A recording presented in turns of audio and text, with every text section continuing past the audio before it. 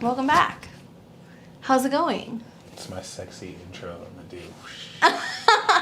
It's Mike's intro to his new OnlyFans account. Yes, Lord Michael at OnlyFans. Coming soon. Lord Michael. Yep. Shit. Mm-hmm. How are you guys? Sexiest. How are you guys doing? Happy Wednesday. Happy Hump Day. Thanks for joining us. Welcome back to the Midheaven Live. Mm-hmm. We just got done shooting a couple new podcasts for you guys. Pretty juicy. Yeah, we did some stuff on the Mercury retrograde and Mars and Gemini. There's so much like mutable energy going on right now. We're getting you guys ready. How's everybody doing in the chat? What's going on? Shout out to Rachel. Shout out to Stephanie. Shout out to T. Thompson. All right, we got SL Sully. Shout out to all y'all in the chat. Tired of this energy. Haha. It's just starting. Yeah, I was about to say, we're about to get more tired. It's just beginning. It's just beginning. I think we got Mars in like the last degrees right now. That might be part of it. Yeah. You guys know the drill. So if you guys want to get a reading, there's a QR code right here. You can scan that QR code. It's going to take you to our donation PayPal. All readings are donation based. If you want to get a reading, we're doing astrology readings for $50. Ask whatever you would like, but please, in the memo, put this information. We need your name if it differs from your YouTube handle. We also need to know your birthday, your exact birth time, AM, PM, and the city and state and country you were born in. We need that to cast your chart. We're going to take a look at your chart, so if you have questions, we can do that. Somebody asked about synastry. We can do synastry. It would be a different fee. We can do that. So synastry, I think... Maybe like 60? 60. I do it for 65. 65 cool. If you want to do synastry. To give us, we'll look at your chart with another person if you have questions about you and another person. Yeah, and if you are a level 3 subscriber and you have not already gotten your reading for the month, we got a couple people on level 3, Paula, Jessica, and Kayla Ann. I think we got Kayla. I think we got Jessica too. Last time, yeah. So we just had Paula. Yeah, so if Paula's here, she wants to get it, you can. If you are a member and you still want to get a reading, you can totally do that. We got a couple people in the queue. If you just want to hang out and watch, no worries. Give us a shout out, give us a thumbs up. Sharing is caring. Sharing the stream and getting it out there helps because we're going to get more people who are going to interact in the chat.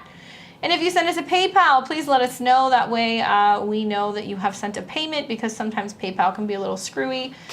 So far in the queue, let's take a look.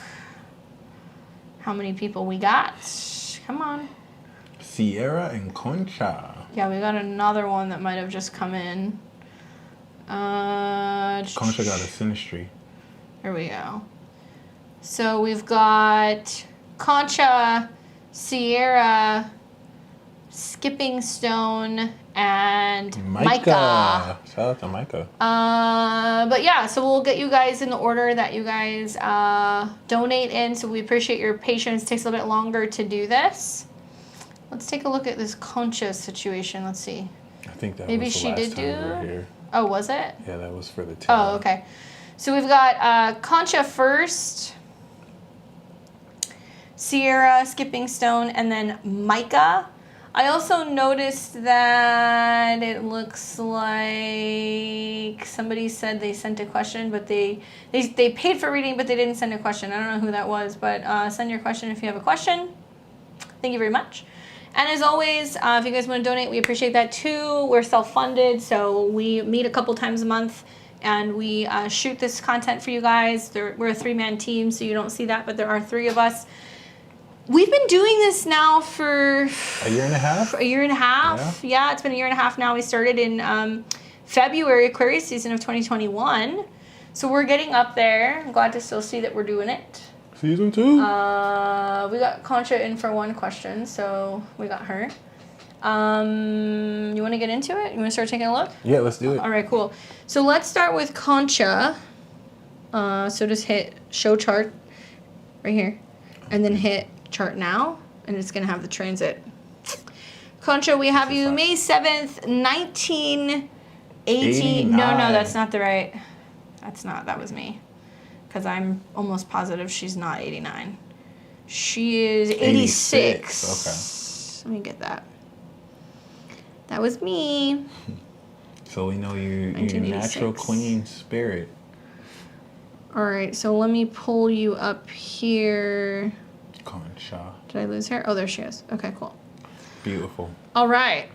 Sagittarius rising, creator goddess. Okay. Sag rising, sun and moon in Taurus. Let's see what her question is. What do you see in regards of love, relationships? I'm single and wondering what's coming my way. You want me to take this one or you want to do this one? Love and relationships. I'll do this one. Okay, so it's interesting. Okay, that's the MC. I was about to say. So we know your ascendant is 25. You're the creator goddess. You got Uranus on your rising. You got Neptune in your first. So you are a whole alien goddess out here. Born right before the new moon in Taurus. So you give the new gift of value and you ground people's lifestyles. You're an omen. So people born in the new moon, when people see you, you're... Oh, it's the wrong... That's the wrong time. That's weird. I wonder why I did that. I know I put in AM. Okay, we got you. Hold on. So This is why we check. Hold on. So Gemini rising. No, she's Leo rising. Leo rising. Okay, Leo rising. This should be correct. 3 degrees. So that's cool because we still see you are the omen. You know, you were born on the balsamic phase right before the new moon. And your spirit is right in the middle of this eclipse energy. So the Uranian innovative and unconventional dynamic is genius, expressing itself through you towards destiny to create your monopoly. And I love that you asked about relationships because as a Leo rising, you've been going through controlled opposition. And Leo risings and Leo suns, but specifically Leo risings with Saturn and Jupiter that went through the 7th, prepares you for marriage. So the fact that you're having Saturn finish your 7th since 2021 has been upgrading the status and nature of your partnerships. It's you drawing boundaries in preparation for the 8th house so that the quality of the knowledge you hold space to express towards others as the main character, as you're a producer. Taurus, Sun, and Moon means you're the producer, but you're the main character. So imagine you produced a movie, but like you're the main character of that movie that produced the movie. So this gives you the best of both worlds, but now it opens up the knowledge and the high quality of the type of relationships that Saturn is forcing you to upgrade and level up. And so you won't really accept less than that standard to match who you are. And the eclipse in your 10th house is going to manifest your monopoly, the expression of your essence and spirit to actually create and manifest a platform of success for you. So this is coming into great windfalls of income.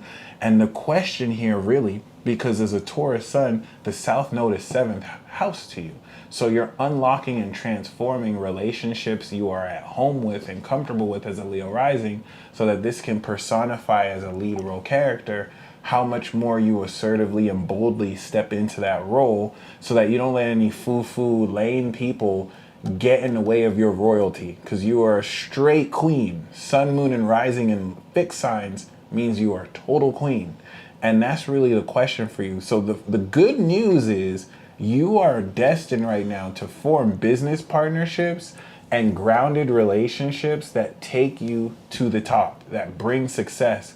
But the challenge is, are you allowing people who don't match you to influence you? Because this is also controlled collective opposition towards you from the collective that, like you see with Donald Trump and how he's being, challenged by collective authorities. This is you also strengthening as a Taurus sun your authority to be this boss.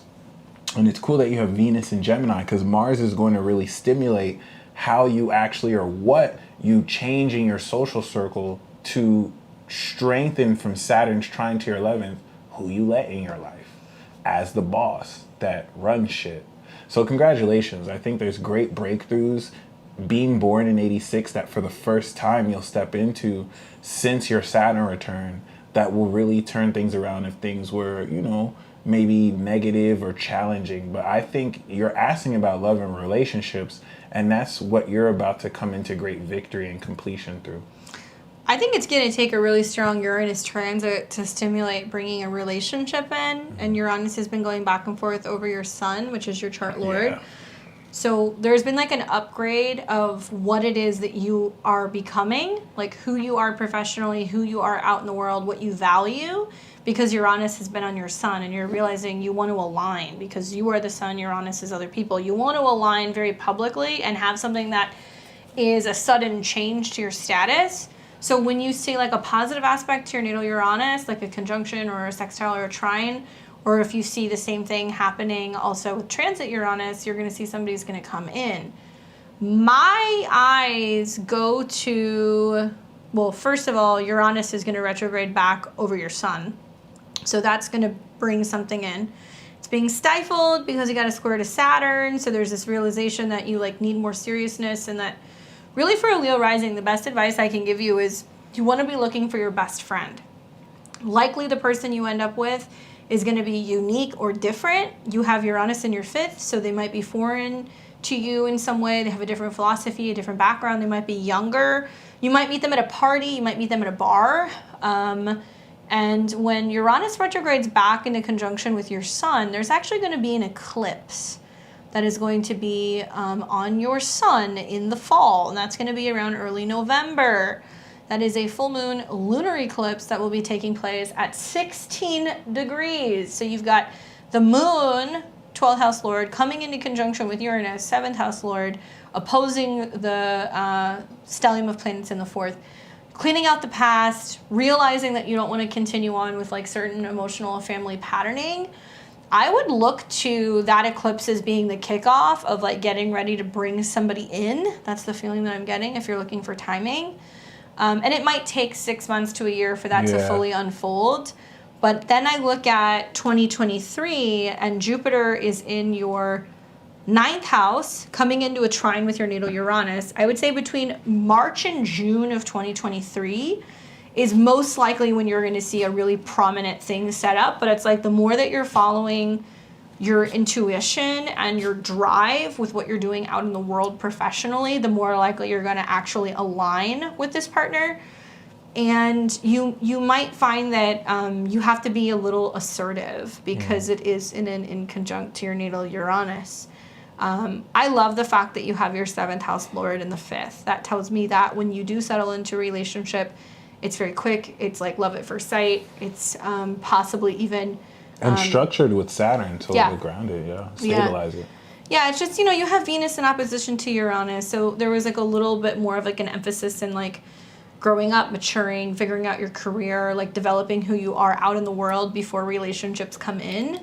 And it was kind of set up that way because your South Node's in the 4th with Pluto. So you're undoing lots of family patterning and like things from your past. You're coming into your potential in your career zone and realizing that you really want a very public relationship. So you need somebody who's going to step up and be able to hang with that, Mm-hmm. If that makes sense. And I mean, in conclusion, Jupiter will enter your 10th house and it's going to explode all this work you're putting in this career breakthrough. So you want to see what relationships align with your career goals. Because that you might meet someone you'll work with that you get with or is involved in your work. So could be your boss. True that. You never know. Or you could be the boss of them. Hopefully that's helpful, Concha. Thanks for your donation. We appreciate it. Next we have got Sierra. Sierra. Let's see. So I think she sent her question. Sierra Waters. Moving too Leo. fast. Forgot to type it in. Let's see. Did she put it? Just want a general overview. You're welcome, Concha. Wow.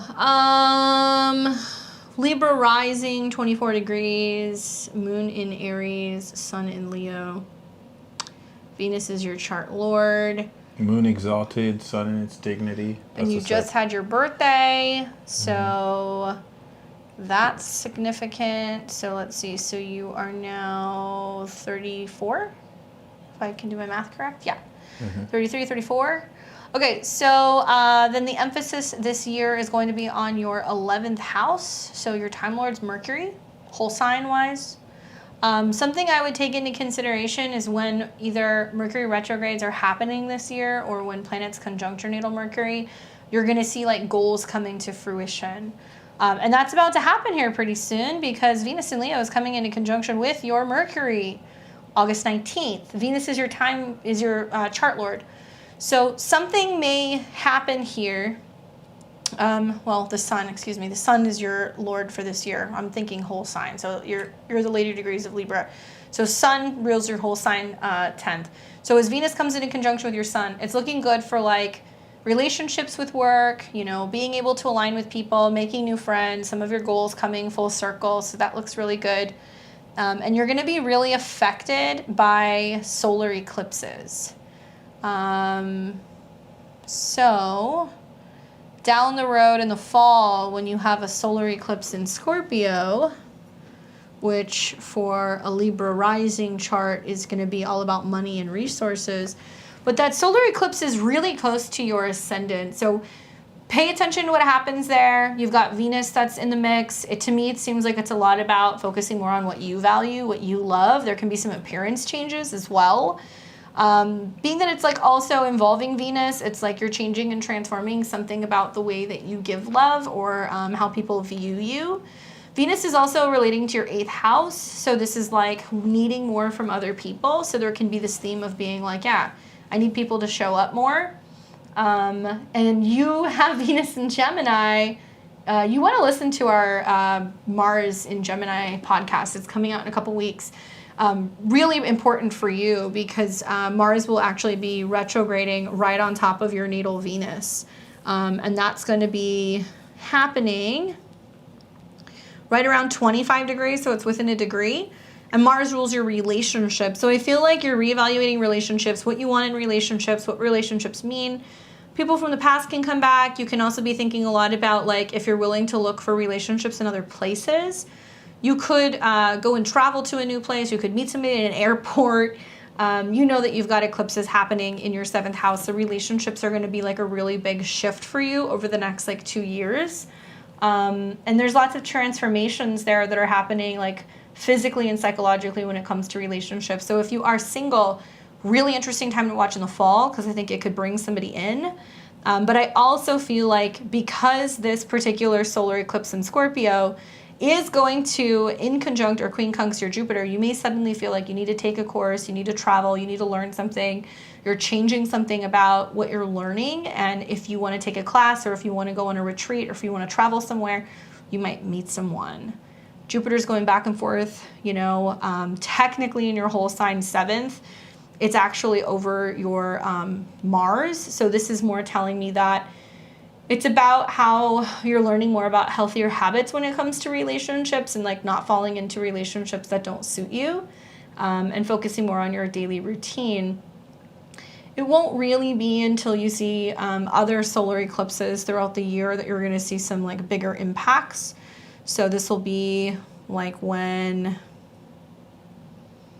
we have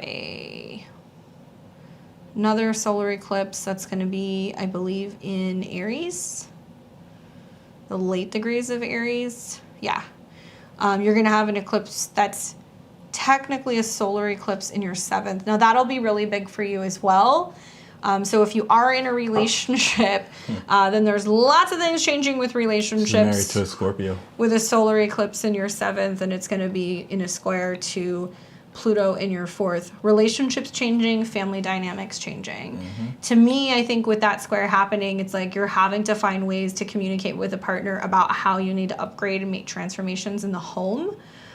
Technically, it's squaring Pluto, which you'll hear for a Libra rising. It's in your 5th. I look at this and I go, okay, do you have to change where you're living because you're having a kid? Is there some kind of change or transformation or demolition within the home? Is there a family crisis that leads to like you really needing to focus more on partnership? As eclipses are happening in your 7th house and the North Node's going through your 7th house, you shift your focus away from yourself and more on your partner. So you may benefit from listening both to Libra rising and Scorpio rising because you have the South Node eclipses actually going through your 1st right now. And I've seen with the South Node eclipses for like late degree Libra risings and some Scorpio risings, especially if you have Pluto in your first, God bless you guys, but you're having to let go of control. So it's like, I could see if you have Pluto in the first, you're like, I want to control money. I want to control what we're doing. I want to control, you know, like you need to feel like you're in control. And the eclipses are teaching you, let go of control a little bit, like let your partner kind of steer the way, like, you know, allow them to take more of the lead and be more participatory in partnerships. Could be with your husband, 7th house. Could also be, because it's relating to Mars, more about control of like health, control of your daily routine, responsibilities also. So there's something like that that's going on. And you've got Saturn going into your 5th house. So I'm wondering, like, are you getting grounded and getting rooted because you're like, hi, we need to talk more about children, or we need to talk more about getting into a space that can facilitate allowing us to have more creative space. It really depends.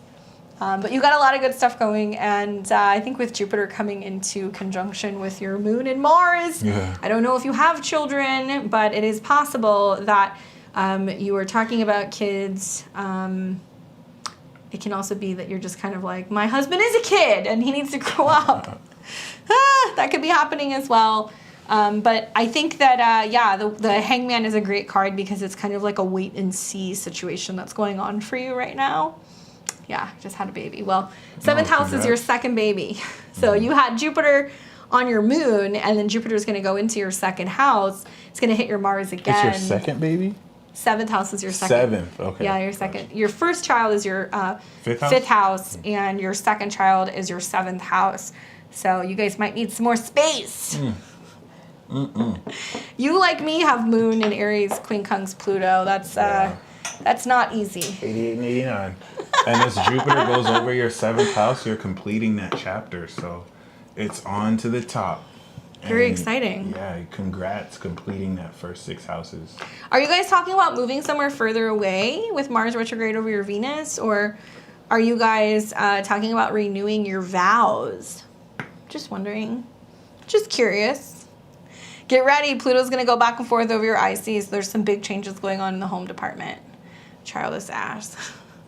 If you got Aries moon in your 7th house as a Libra rising, like, your partner is a fucking child. Like, it's just in the best ways, though, because Aries is just very, like, dynamic. And it's like, watch me do this, watch me do that. They're, like, all over the place, you know? That's funny. It's fun. What's up, Wendy? Split. Hopefully that was helpful, Sierra. Thank you for stopping by.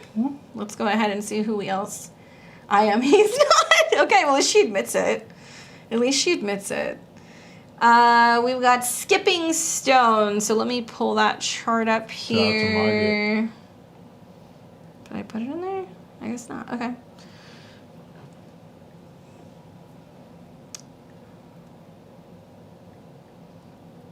Aries Sun. April 3rd, 54. Shout out to her. So she's writing a Philadelphia corruption book. So what I understand about Margaret is in, you know, my time being able to serve in this capacity, she's been going really hard against the Philadelphia government and the corruption against the police officers there. And knowing that you're an Aries sun or born with that is so pivotal. So I like to see that that's how you express that. And she's had to overcome a lot of gang stalking, gaslighting to really put in check actual government officials. So to see that you're writing a corruption book as an Aqua rising, I feel like this is beautiful. This is Saturn going through your rising, making you the authority of pointing out corruption like so. Ooh, Saturn opposed Pluto, square the MC. And she was born on a new moon. So you're bringing in something new. With Jupiter here, Jupiter is going to boost this book. This book is going to do so much better than you expect. Especially because you're going to tie together something, because Aquarius rising means you're High Queen. And as High Queen, you're the expression of the one, the exalted spirit of authenticity and courage. Think about the courage it takes to, you know, expose the government that's in your 12th house. Especially Pluto, because Right. Pluto rules her 10th, and she's got Saturn opposed that, so... It's wild. It's also very deep because, you know, I feel like everything you're writing as a collective representative, as an Aquarius, the humanitarian, so many different people are going to have experiences that your book will help them identify with. And you're not going to expect how this brings everything together. Makes you a bit of a target, but breaks you through that kind of pressure. And I think this book is the crystallization of everything you've gone through. And I think you're going to... I love that you're doing this during Jupiter and Aries. So you releasing it during that period or after, I think is going to be so good for you in your third house of writing books. You know what I'm saying? So, but also Mars is going to go retrograde back and forth over her Jupiter, which makes me feel like it'd be a really great time to start promoting that, and also like trying to like sneak peeking it, get that out to like younger people, because Mars will be opposed Mars, so it's like you're not going to go to the same usual people. You're going to like, it's a great time to promote yourself and maybe start the process of thinking about doing some like events or like a minor book tour where you're giving that information, Jupiter in Gemini, to younger people and trying to educate them and like talking to them about like what's really happening. And it's also going to trine your Neptune, so it's going to show that you have the receipts. And you have Uranus on your South Node, so this is just such an unpredictable revelation and exposure, because you're destined to expose this hidden dynamic. Chiron, North Node, that Pluto's triggering. Pluto is really your brushing with corruption. So you are destined to expose this during this period. And this is where I feel like the universe has your back. Pluto going into Aquarius on your rising is a whole new chapter of you being the reign of terror for corrupt authority figures, because everything that you say about Philly will apply to the rest of the nation. I think it doesn't just stop with this book. I think this is the beginning of a whole new cycle with this. So she also had an eclipse on her midheaven in May, and I think more of that's going to come up in Scorpio season as planets go through there, where some of the very things that you uncovered, that you wrote about, you're literally going to start seeing some of that stuff coming to light in Scorpio season, and then it's going to sextile Pluto. And certain people are already starting to get prosecuted too. Yeah. Very interesting, this chart. I think especially just Saturn opposed Pluto, realize that there are going to be some people who are going to be threatened by this information coming out. They're going to come for her even more. You want to be really careful when planets are in the late degrees of Scorpio, because it's going to create a T-square. Could be people who also try to like discredit you or smear you, and I would say like just be careful with that. Like realize that inevitably, yes, the truth will come up. That Pluto in the seventh is a powerful one with Saturn opposed, but you're willing to take it on, and I think such a great time to be publishing next year, as Jupiter's coming into conjunction with your moon and also your sun and your Venus. Like obviously you're going to make money doing this, but it's also going to be a sense of being like, I did this, like I did it, I was the first, Aries. Divine value, exactly. Yeah. It could be a chain set of sequences where now more people follow your lead. So what you're doing has never been done, and I love that you're born in the 50s, because you're bringing a deeper wisdom here that people who are younger won't understand like you understand. Pluto transits conjunct her Chiron. So that's so deep. That's so deep. Very interesting. I didn't even think about that. So something tied to like the Pluto return, and you're going to be like, I told you, motherfuckers. Especially Mercury's going to go retrograde there. And so, she mentioned that Philly, this is also on the USA chart. So what she's exposing about Philly will impact the nation too. I really feel that this is going to be way bigger than you expect, because you have your intent, but I think like a wildfire, it's going to grow. Like people are going to use that as a landmark book. I'm really excited to see that Mercury retrograde in the new year for you, because you're going to be like, oh shit, can we get the book out sooner? There are things that people might even bring you information and like classified stuff or private things, or they'll be like, you can't source what I'm about to show you in the beginning of January. And the oppositions note that there will be like, you may be made to be seen as crazy or delusional, but the facts ringing true in that book will ring true, whether they're verified or debunked. So that's interesting. Mars opposed Jupiter. I love that, because you're able to see both sides of the situation, and like that's like a really great placement that I see for like you know, like independent journalists and people who are like in the field and like they're going out there and getting all the information. Spring, summer, maybe sooner. That sweet spot is definitely going to be right around the time that you're seeing eclipses happening around your birthday next year. So spring, maybe Saturn better. on the South Node too. That's the huge drop right there. Yeah. So 2023 is going to be that boost for sure. Good luck with your book, putting that out. It takes a lot of guts to put something like that out. Shout out to Aries. Way to go. All right, so we have got now Micah. Let's see, let me put her chart in.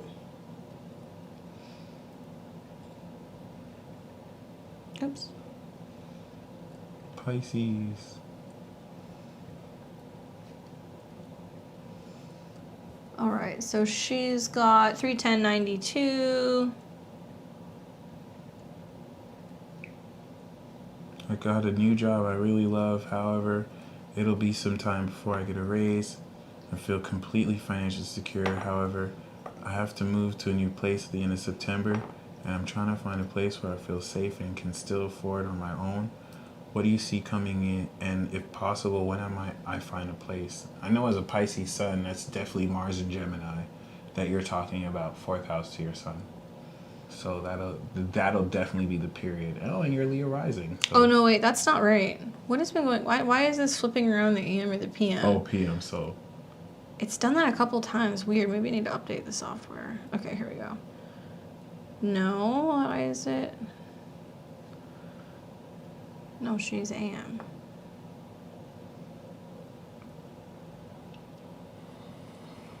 There we go. I was like, she's Cap rising. Cap rising, there we go. Okay. Got a new job. Love it. Sometime before you get more financial security. Jupiter's going through her fourth, which has always facilitated moves in everyone who I've ever read. In the whole sign. Fourth to her sun. Yeah. Oh, well, actually, As a Mars Capricorn. goes retrograde fourth to her sun. Yes, Jupiter's going retrograde in her whole sign fourth. Yeah. So she's definitely moving. But also for a Cap rising, Jupiter going retrograde into your third is like movement. So when could a move happen? Jupiter's going retrograde over your Mercury 8, which is what I can afford. Mercury's going to go retrograde in your 8th house, so you want to use the Mercury retrograde to assess what your budget is. I could see like possibly movement being smoother. She got a Juno return. That's wild. Maybe like when Jupiter goes into your whole sign third and you start seeing trines in Scorpio season. So there's probably going to be some like job changes or some like leveling up going on in Scorpio season, which is going to trine your second house, which could bring more resources, giving you the money needed to be able to move. That's the feeling that I'm getting. Right as Mars is retrograding 4 houses from your sun. Ironically, it's like, well, are you moving in with like a lover? You know, Mars retrograde in the 5th, square the sun, and you're going to also see it coming into oppositions with the 11th house. That could happen. In the end, though, you know, I feel like for you, having Jupiter come back into Aries is actually really positive. Like, you might have one more move, and then right when you get into, like, Aries season next year, where that eclipse is going to be, you're going to have like another move that's going to be more permanent, probably in like the mid-March through April period, when you have Sun, Jupiter, Mercury, and all that stuff in your whole sign fourth. So it's like, if you do move, you're like, okay, maybe I'm moving in with somebody, it's temporary, I'm finding something I can do for the time being. You might have to have another side hustle to facilitate paying for some stuff. And you're willing to really look through your budget during the Mercury retrograde in Libra, Virgo, to figure out like what you can afford, because Mercury will go retrograde in opposition to Neptune right along your sun. You're also going to realize like where money is just going missing, or like where you've been spending money on stuff that you really shouldn't be. So second house could be like food, it could be like metaphysical things, it could even be that you're like, okay, I have all these subscriptions and I didn't even realize I'm still paying for things. Thankfully, that's also going to sextile Uranus. So I think with that sextile that's happening from Pisces to your fourth, it's like, as you are becoming more aware of like what you absolutely need, and I could see like Neptune in your second house is like, I don't need all of the things, you know, I'm making sacrifices, unfortunately, it's setting you up for like a much better living situation in the spring, especially because Placidus-wise, Jupiter is going to go into right along your 4th house. So it's like bigger, better home, spring going into summer of next year. It's the feeling that I'm getting. And then the Juno return, because your sun is on Juno, is very significant because you have Juno opposite Jupiter, which is her husband, and you are Juno. Like, you're the spirit of Juno divinely.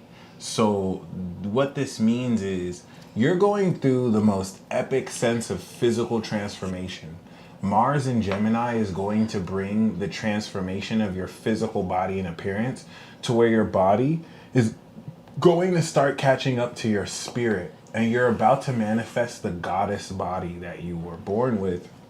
You're going to have weird fluctuations in weight as you actually come into a steady rhythm of actually like creating and mastering it's like a sculpture where that sculpture just gets chiseled away. You're manifesting your goddess body. It's going to change the whole dynamic of how people are flooding to you and attracted to you. Well, you feel like your love life has been tragic because Saturn's been conjunct your Venus. It actually retrograded on your Venus. So Saturn Venus is like, okay, whole sign 2nd house, like where's the money? And Mars. But it's in your 1st, so it's about what you value, and it's also about cutting back and tightening the belt in what you're spending or what you're eating. But also, Saturn on top of your Venus is going to make you realize, like, you have to be in love with yourself. Hi, Sun Juno. Like, you are your best partner. The queen goddess right here. Yeah, you got the exalted moon. So you got the soul queen vibe. You got the spirit of Juno. And you're the Capricorn rising director goddess. So shit. So, yeah. So Mars is on your moon right now. Yeah. So part of what's going on is you had an eclipse on your moon. And now that Mars is on your moon right now, you're like, I have to move again. That was the eclipse on your moon. Yeah. So it's going to get easier when Saturn is no longer on your Venus square moon. So if this were me, I would say, and I have planets in my 2nd and my 4th, I've seen these squares. It's worth doing with a lot less right now and focusing on the bareness, like essentials. So when you do come out of that square, you're going to be like, this is what I waited for. It's going to be a better home and it's going to be a better love life all around, personally. Work-wise, also, you got another eclipse going on that's going to be taking place in Scorpio. And you want to watch the eclipse that's happening in the end of October. Actually, no, the November 8th eclipse. So this eclipse is going to be in Taurus around 16 degrees conjunct Uranus. Maybe there's going to be another job where you're going to get paid more, you're going to get a raise, something's going to change, and you're like, okay, now I feel better about this like financial situation because that eclipse is going to be in the moon's exaltation and it's going to be in a sextile to your sun. So you'll see the light at the end of the tunnel literally right around November, and you're going to be like, this is what I've been working hard for. Said surgery to get my tubes tied. I'm very focused on working all the time, living my best life. I need to cut back financially and some things. It'll be fine. I think also because the sun rules your 8th house, whole sign. This is about being like, do I need things to make me happy? Do I need to have things? You know, how am I finding ways to have fun without feeling like I need to break the bank? That's also very much the Saturn in Aquarius, whole sign 2nd, square, you know, Uranus in your 5th. Not spending a ton of money on dates, not spending a lot of money on hobbies, and like trying to do the bare essentials. But you'll see the light at the end of the tunnel in November. You have to understand your love life is gonna completely change. Like if you went from like you're about to enter over the next year and a half, especially once you fully, because you're working out all the time, right? Like you're gonna get your body right, and this is going to align with your spirit. And like you're gonna be in a position where like you have so much options.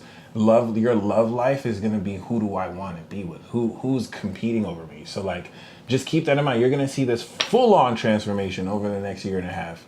And yeah, congrats in advance. Shout out to you, Micah.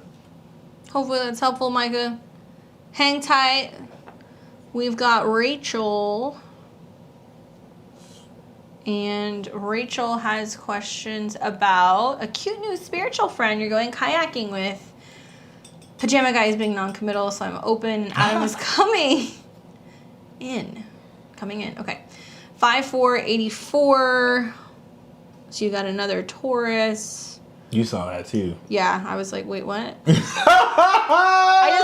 just read it. I just read it. I was like coming in. Oh, there's a period there. Oh God, there we go. 4/2. Okay, so it's April. So 4/2/72.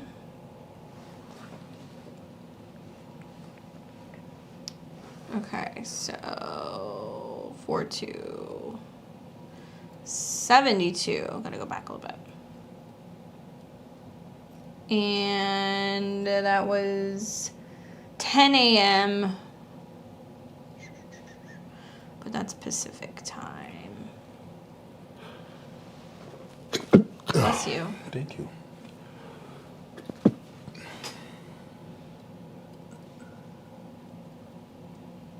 Okay.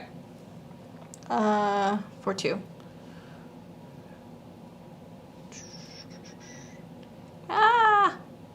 Day. There we go.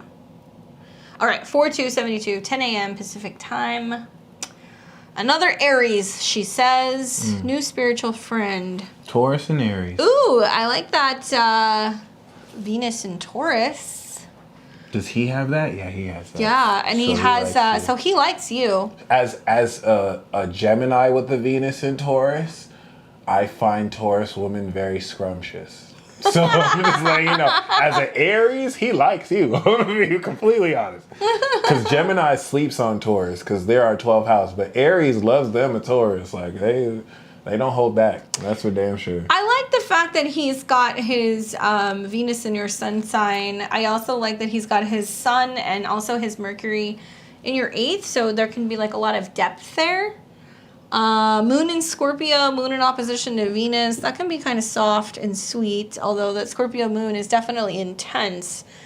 It's a lot of Mars energy. Sun in Aries, moon in Scorpio. I think the other thing that's kind of interesting is that his Saturn and his Mars is on your Chiron. So he understands like the woundedness. I'm a sucker for like if a woman has like a Mars moon contact with a guy, like that's like really hot. It is, especially if it's the man's Mars and the woman's moon, but it does work vice versa. So is it her moon and his Mars? It's her Mars in Scorpio, his moon. Okay, I'm glad because I always wanted to know how it's like for the woman's Mars because from my experience, the woman's moon and the man's Mars, like like that. But he might like her assertiveness. No, he will. He definitely will. For Mars and Capricorn woman, like I think that's sexy. You know what I'm saying? So especially because he's a feminine Scorpio moon. So that it'd be different if his moon was in Sag or like a fire or water air sign. In water, he's going to be directly receptive to your assertion. And her Mars is in opposition to his Venus. Like, yeah. Play hard to get, Rachel. Play hard to get because Mars, especially for Aries, they love the chase. Yeah, but like Mars and Venus are lovers, so when they are in opposition to each other, there's like a lot of attraction and there's like a lot of chemistry there.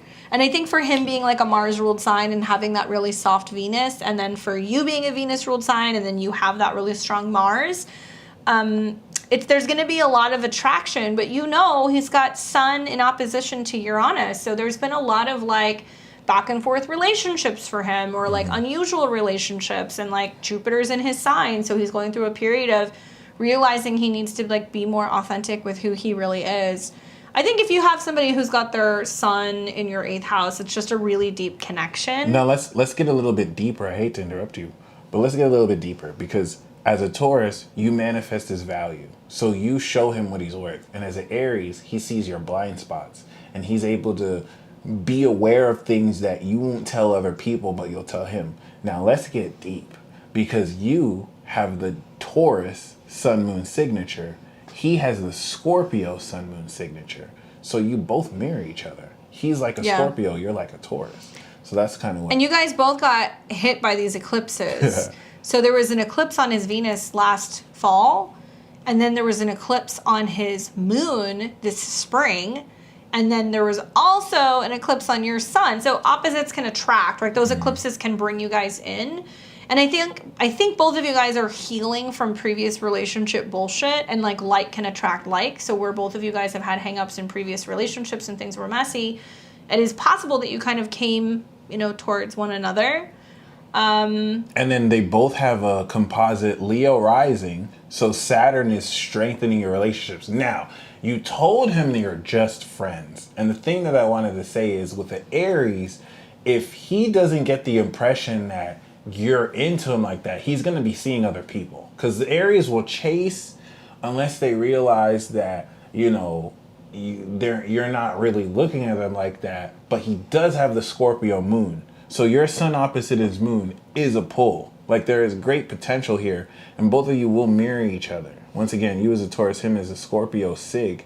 So he also, not only being a Scorpio Sig, falls in your 8th house as a Scorpio. So he's a Scorpio archetype for you. And for an Aries, the Mercury retrograde that's happening is Right. like a lot of like somebody's like back and forth. And then they're going to be like, actually, that guy didn't work out. What's up? So like he may monopolize on the fact that you might be off and on with somebody else. And So we both told each other we're better at friendship. well, I mean, And it's true because as a Cancer rising, you're in his house of 11, so you're his bestie. So it's like a relationship that can start off as friends, and then both of you start to feel each other even more. I think it's a decent match. I just feel like there can be a sense of him he's used to having women who have him at a distance. Yeah. It's kind of the feeling that I'm getting. But you've also got Mars by sign in opposition to your Venus as well. So that does say that when you're giving each other space to be able to build something, it can be more solid. Plus, there's the age difference, so I just get sugar daddy vibes from him. I just like his sun and his Mercury in your 8th, and at the very least, like you've got somebody who you can like really go deep and talk to. Yeah, he can be a raw, great too. like what? Raw, like you can go raw and savage and dirty with it too if you want to. You don't have to hold back, Pajama guy. But all of his planets, they do trine your South Node Uranus. So at the very least, you have someone who you can kind of, talk to. But watch what happens with the Mercury retrograde. I have a feeling that that's going to be like you guys sorting through some stuff and kind of determining whether or not there's something more there. Or you can hook each other up. Like you can hook him up with your friend. He can hook you up with someone too. So Yeah. that could also be the case. I don't know. We'll see. I mean, Mars is on his Venus right now. Mm-hmm. So, it's kind of, it could be a thing. That could be a thing. Could be initiated. I'm just watching Pluto coming in conjunction with his North Node, so he's gonna have a more intense connection with a friend anyway. Oh, North Node Aqua. Yeah. And then the South Node is on a rising composite. So, in a sense, he was destined to connect with you in this sense. Very exciting. Mercury will go back and forth in opposition to his Pluto, so I think you guys are learning a lot from each other about partnerships. Like, I think it's something great about having that really great platonic friendship with the opposite sex, so you can be like, hey, this guy did this fucking bullshit, blah, blah, blah, blah, blah, and he'll be like, why are you doing this? And like he'll give on you a the deep guy's level, perspective, which can be great, and then in turn, you guys can grow closer together. Yeah, the Instead of just tension's on a there. surface level. I love a good Mars-Venus opposition. Like, it's good. Like, it's really good It really tension. is. It really is, yeah. Yeah. Hopefully that's helpful, Rachel. Thanks for your donation. Let's see. Who else do we have here? We have Leah, Jeffrey, Katya, Bridget, Elizabeth, Tiffany, Mark. Thank you guys for your patience. We're going through it. All right. So let's go to Leah. What's up, Kirsten? How's it going? Arredondo. She's going to book a reading soon. Whoop, whoop.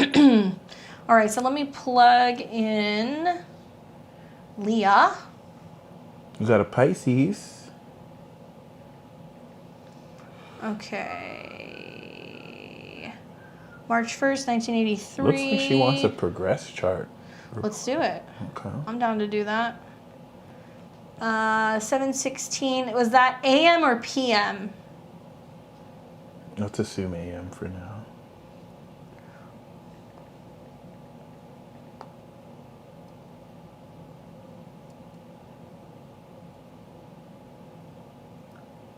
Okay. I'm assuming, let's see what she says. For Leah, what's the progressed? AM, thank you. You put PM. Oh, did I? Yeah. Okay, hold You on. put AM, but it changed back to PM. See, it's doing some shit. Yeah. Okay, here we go. Okay. So Leah wants us to take a look at her progress. Do you have a question? Let us know. Guys, if there's something specific you want us to look at, we can do general, but it'll be very broad. So just let us know what you want us to take a look at. So you are progressed Gemini rising, sun in Aries in the 12th, moon in Pisces. Is that right? She was born in March. Yeah, that's right. Yeah. So we know the progressed lunar cycle you're in. The moon Like is balsamic, right? Yep, it's balsamic. So in another 20 months, you're going to progress into Aries. And then in another 30 months, 31, 32, you're going to have the new moon in Aries. So the new moon cycle is going to prepare to bring a brand new cycle of, as a Pisces, the significance of progressing through Pisces is the ascended master. So as an ascended master, you're the collective representation of everything. And you're aware of the vibe, the collective unconscious. So when you... Hold on, she's saying Aries rising. It says progressed. So we're progressing it from... Hold on a second. Yeah, she was born Aries rising, for sure. Yeah, so we're going off of March 1st, 1983, 7:16 a.m., and that was in Waltham, Mass. So if this is progressed... Yeah, this is your progressed chart. And the significance of progression into Aries is, as an ascended master, the difficulty of being a Pisces sun is you have to release your ego. So once you progress into Aries, you're now ascended master Leah. Like, you are now personifying and manifesting the identity of this collective essence and entity that you are. Jupiter is also your 7th house lord in this chart. Yeah. And something that's interesting is later in the year when Mars goes into Gemini, I mean, you know, within the next month, you're going to see Mars go into Gemini, and it'll be on your progressed ascendant, and it'll oppose Jupiter and Uranus. It'll retrograde back to 8 degrees. So both in like the September period and also in the March period, those are times to watch because Mars rules your 12th house. It can be like people who have crushes on you that you weren't aware of, you know, people who might kind of come out of the blue, things that can be karmic. You might meet people in other places, or you might find that like your subconscious desires to find relationships, you're going to be calling people in, and then you're going to be connecting with them, but they might be in other places. And this is something that's really interesting. Like when you look at progress charts and you see how planets are retrograding, this is going to be, it's going to be long, but Jupiter is continuing to retrograde, going backwards and coming into conjunction with your descendant. So when Jupiter and your descendant in 2026, this is down the line, come into conjunction, that's going to be a really big period for you in regards to relationships. And Uranus will be out of your 7th house. So it's like in terms of like long-term stability, and also Venus is going to be at 29 degrees in 2026. So 2026 is a big year. You go from 29 of Taurus to 0 degrees of Gemini. Then you're going to have Jupiter retrograding into conjunction with your descendant. Yes, Jupiter won't be direct. God knows when Jupiter will go direct in this chart. But 2026 seems to be like a big turning point. And, you know, sometimes outer planets in progress charts can be retrograde for so long that once it does go direct, or when it's stationing, you're like, oh my God, what is this? But like, I'm still going clear into 2032. It's still not direct. So it's going to be some time before it goes direct. But 2026 seems to be like a rather big year for you. And then if we think of Mars retrograding, Mars in Gemini, we know you're Aries rising, 12th house Pisces sun. So once it goes into Gemini, you're going to really sense this activation of personifying what actions you take. And it's going to start to form more with the progress nodes, crystallization of what to do. So if you're unclear about that now, that's a good thing, because it's going to come into great clarity. There will be subconscious drives also. I think that's the big thing. You know, just recently Mars has been in conjunction to your progressed Venus in the 12th. So It's like you're looking for something, but where is it? Where could it be? Like I'm having dreams about it, or I'm giving offerings to the goddess, whatever. And then as soon as you get into that September period and then March, those are times to watch. You could meet somebody who's in another place. It's also all going to be in a square to your Pisces moon in the 11th. So likely you like could meet somebody through a friend, or you join a group, or you meet someone online. You could meet somebody who's foreign. Somebody else could come in very unexpectedly with Mars in your first in opposition to Uranus and Jupiter. And it might be somebody who you also meet that's either like within a friend group, an online group, or like within your career path as well. Very interesting though. Yeah, and Jupiter's going to go further into Aries next year, and it'll conjunct your Sun at 19, and then it'll start coming into conjunction with your Mars and Mercury. So that even more makes me think, oh, Jupiter rules your 7th. It's going to go into the 12th. Like, do you want to go on a retreat? Do you want to travel somewhere? Like, perhaps maybe you really do ultimately end up meeting somebody who lives in like a foreign place, or somebody that you meet at like a temple or a spiritual retreat or something like that. That could be a really prominent relationship, and you guys might travel together next year as well. Does that make sense? Mm-hmm. Yeah? Okay. We're going to call last call to get a reading. So last call over the next few minutes. If you guys want to get in, you can make your donations. Hopefully that's helpful. Leah. We've got Jeffrey. Let me see. Do I have him in here? Let me put him in here. Jay. May 9th, 85. So many Tauruses. Yeah. And that was 11:59 p.m. Barely snuck in there.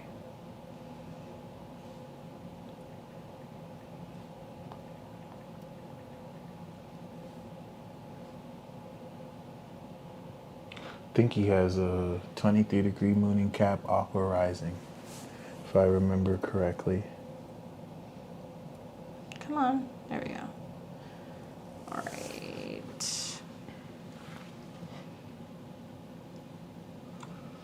Yeah, Aqua rising, yeah. Unemployed, gotten readings for both of you. Itching to get something underway by next month, maybe after Labor Day. What do you see? Should I plant seeds now? Thank you both. I love that you're currently segueing out of this unemployment period, because that totally mirrors Pluto getting ready to come into your rising, and you have Jupiter in your rising. So like you're really getting ready to step into this new cycle, and I think the rest of 2022 is transitioning you out of what you're going through right now as a Taurus sun on the eclipse. So once we step into Scorpio season, if not before then, you're going to have your career segued. Virgo season is going to give you every detail imaginable that you need to manifest this career success. By Aquarius season, you'll be identifying it and moving on with maybe something self-employed. So very, very, very huge. You've been going through extreme soul awakening with the moon on your Pluto, or on your with Pluto on your moon. And what's even cooler is you were born with the North Node on your sun. So this is a whole nodal release. So I think you want to look at it the other way around. It's not that you're currently unemployed. It's that you're done forever with the old narrative around you giving your power away. Like you're solidifying for the rest of your lifestyle authority and command with Saturn finishing your first, your own business. Because Saturn going through your first is like starting a new business. It takes 2.5 years to get a business off the ground. It takes 2.5 years for Saturn to develop a brand through your first house before you anchor it in a second. So You're literally on the verge of manifesting a career path that will set you for life. Also, you're going to have several Mars returns in Gemini in your 4th. It looks like it's in your 5th, but it's in your 4th. So Mars rules your 10th house. You had an eclipse on your Saturn. That's why you're like, I don't have a job. And Mars is in opposition to your Saturn. You're like, I need one. Here's my advice. Look at your Mars returns. I'll give you the dates in a second. But I think that your Mars return and Mars that's going to be coming close to your natal Mars, sextiling Jupiter in your 2nd and your Venus, makes me feel like it's a home business and it's side hustles and it's multitasking. You may find, it may not be like the most glamorous, but the North Node is moving still, whole sign wise, in your 4th. It's moving into your 3rd. So it's like doing something within your local neighborhood. I could see like Mars coming into conjunction with your natal Mars is going to be a power up. And that's the shadow period where you're starting a home business, maybe around September 6th. Pay attention. It'll retrograde back to this point, and it's still sextiling Jupiter, which is traditionally the lord of your 2nd. So this is really great. Like, you're going to start seeing, like, I can do odd jobs around the neighborhood. I can be doing stuff in regards to, like, home business. I can be drumming up business and multitasking. It's going to be a couple, like, side hustles that you might have to do until you're able to make more. But that Mars and sextile to your natal Venus, sextile and transit Jupiter in your 2nd house is, like, you're going to make some money here, probably about as early as, like, the first half of September. And then you're going to have to kind of sort through and like ask yourself like what really works for me long term. Next spring, you're going to have an eclipse also that's very close to your natal Mercury, which tells me like that business is flowing, it's making sense, you're making money. But your first Mars retrograde around September 6th, and then your 2nd Mars retrograde, which is going to be around early January. Oops, back here. Right around the end of December, early January is when it's actually starting to come full circle, especially your own business. Your 2nd Mars retrograde in a sextile to your Venus. Jupiter's coming back in and it's going to conjunct your Venus. You're making more money in the new year. I'm wondering, like, what can you be doing in regards to maybe you, like, find a place to live and you're, like, managing an apartment complex. I know it doesn't sound glamorous, but, like, it would give you that Mars in your 4th sextiling Venus where it covers some of your expenses and you're also able to be at home and, like, work. Or you're doing some work for somebody within their home and you've got a place to, like, live and, like, work and help while you're drumming up other business. But, oh my gosh, having your Venus return in conjunction with Jupiter, come February of next year, you're going to be like, it was worth all the work. That's the feeling that I'm getting, you know? And especially if you're in a position where you're launching your side hustle, right? Like, you already planted the seeds May. The seeds will blossom November. So you want to think November of 2022 to May of 2023 is the transition period where you can work a side hustle. You can work a job while building up your side hustle. And then by February to May, your side hustle will become your main hustle. Yep. And boom, you're straight. Especially when Mars is in a trine to Saturn. Yeah. Because you're going to be like, no, I'm moving to this. This is like my thing now. And you'll really see that in the new year. Big time. You're going to really like Jupiter going back into Pisces. It's going to bring you more of like making money in a way that feels like it's in alignment. Yeah. And then when it's coming back into Aries in the new year, you're going to be like, and here it is. Now I'm able to kind of kickstart what I've been trying to work on. And then when it's in Taurus, boom, the full blossoming. Yeah. Yeah. So. It's coming. So sometime around like the first half of September is what it's like looking like in terms of getting some work. Hopefully that is helpful for you, Jay. We've got Katya. Thanks, Swats. We got you. Let me plug her in. Okay. 91. I love 91. Happy Saturn return.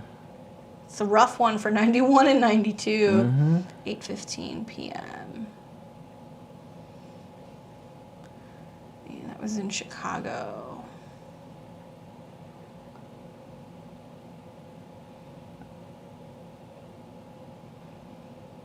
Yep. Oh, duh.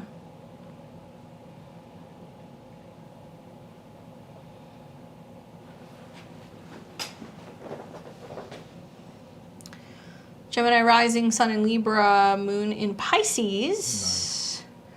What can I expect? I'm nearing the end of my Saturn return regarding career and relationships. Well, Saturn, as soon as it goes into Pisces, you will feel. And thankfully you had the 0-degree Saturn in Aqua, so you're coming into a full manifestation. Gemini rising is key because your MC is in Aquarius. So what I want you to do is I want you to type into Google celebrities with MC in Aquarius. It's going to link you to an astro theme article. And it's going to show you all of the celebrities that have MC in Aquarius. Not only have you established your Saturn return, because I'm an MC Aquarius too, just as a Taurus rising. We are establishing for the first time our legacy. Your legacy is to be known. And you have Saturn Aquarius. So you're meant to be like a dean. You're going to be known for the knowledge that you teach as an angel, and also the authority to teach what you know. Because Saturn and Aquariuses are well researched. The creator of the internet, Dr. Shiva, is a Saturn in Aquarius. Young Pharaoh is a Saturn Aquarius. Someone with facts that'll crack your back. Like, this as a 91 version is representing the mastery of your whole life to step forward as an authority figure, as someone who teaches and counsels. And ninth house Aquarius isn't this woo-woo spirituality bullshit.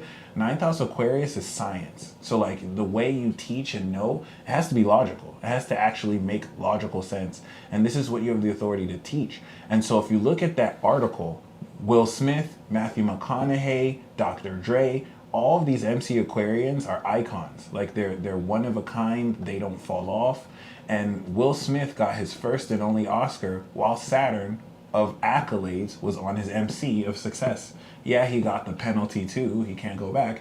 But like this was still, accomplishment. So this is what's coming up for you, especially as having your sun in having your sun in Libra, trining this Saturn that's completing as an artist spirit, having you express these social talents with Jupiter that's going to create the collective for you to step into.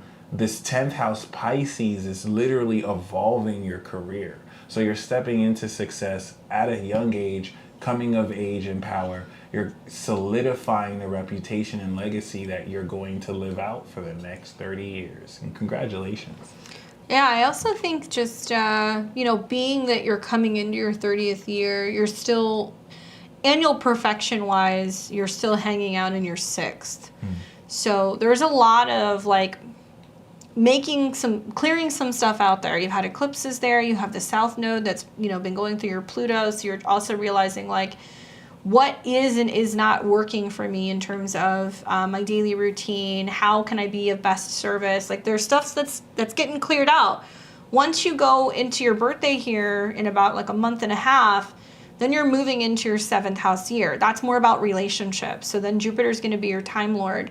So you want to pay attention, in the spring of 2023, when Jupiter goes back into Aries and it will briefly dip into Taurus, your 7th house lord will start making all these oppositions to your planets in Scorpio. So it tells me that you may have more private relationships, or you're meeting somebody behind the scenes because of what you're studying or what you're doing. You're going to have relationships, but they're going to be more private. And it might be people that you're meeting as you're doing work and being of service. So that's something else that I would kind of look for, especially with being in a 7th house annual perfection year ruled by Jupiter. Jupiter in the North Node in the 12th is whether you're traveling or you're studying or you're connecting with the masses, the more that you're doing that work, the more likely you're going to meet somebody. And Jupiter will square Saturn. So that's when you can pivot a little bit more away from being all work and shifting more into relationship land. And that will be the spring of next year. Yeah. Beautiful. Yeah. That's a lot. And also Pluto's coming in conjunction with your Saturn. So that's your beliefs revolving around what your purpose is work-wise is going to radically change and transform big time, because Pluto rules your 6th. So you're going to want to be of service in a different way. That's really big. Yeah. Hopefully that's helpful. We've got Bridget, Elizabeth, Tiffany, Mark, Swati, and Iris, and Melissa. So we're going to close the readings, guys. Thank you. We appreciate it. We're not going to take anybody else. After Melissa. We got you, Melissa. All right, so we've got Bridget. Vila Gomez.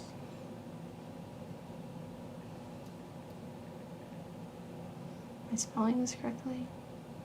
Okay. And that is 4:30:71.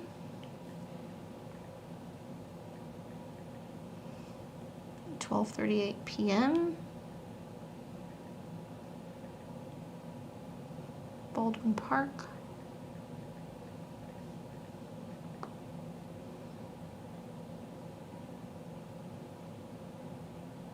All right, is that right? You can set the time zone? Yep. Yeah, it'll pick it up based off of the place. PM. Interesting. Yeah, it does change on me. I didn't realize that. 12:38 p.m. Bridget. Bridget says, how does moving play out for me financially and otherwise? Someone new coming into my life. I need a karmic relationship. Okay, so, Bridget, are you here? Do you want us to talk to you about moving or relationships? Let me know which one you want. Both of which are applicable because we know the eclipse is in your 4th, so you're moving, and your sun is in Taurus because you're a gangster with Saturn They on do your sun. affect each other because of the square. Yeah, it's moving on from the past and actually moving. And moving in with someone potentially, or opening up space to do so. So let's talk about the fact that you're a whole gangster here. 50 Cent has Saturn on his sun, and he sold $100 million selling water. Oh, that's in right, smart Cancer. water, right? Yeah. Yeah. And I was like, that's the power of Saturn. So, I mean, to see this 7 of Pentacles in Taurus, you command wealth, especially as a Leo rising. Like, you are officially bringing into form a monopoly, you know, something unique to you that no one else can really compete with what you're doing. And so we're going to see crystallization of this move come in for you coming into November. 4th house to your Leo rising, but because this is 7th house to your Taurus sun, it's also going to transform the quality of who in your life you feel comfortable with bringing into your private life. That's really the awareness of partnerships for you. As a lead role Leo rising character, who do you trust?